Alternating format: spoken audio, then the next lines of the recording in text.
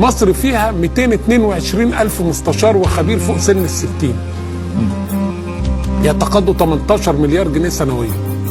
ده الرقم اللي هو يتقاضاه مباشرة. الغير مباشر انا المستشار ده ليه 2 3 سكرتاريه، مش كده؟ تمام. وواحد واقف على الباب عشان لما رن الجرس الراجل يجي لي. يعني في عماله تانية غير لي ده، مش كده؟ انا اخد واحد فوق 60 ليه ده؟ يقعد في البيت يتهوى ويروق نفسه كده و24 قراط ويشم الشمس ويبعد عننا. هتقول لي خبرات، اقول لحضرتك بقى كده يعني معلومه للحياه، لا يوجد في مصر اي حاجه واحد اسمه خبره لسبب بسيط.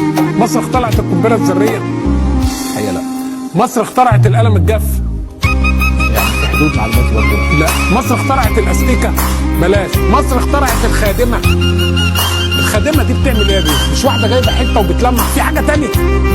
مصر لم تخترعها حتى الان، احنا بنستوردهم من بره.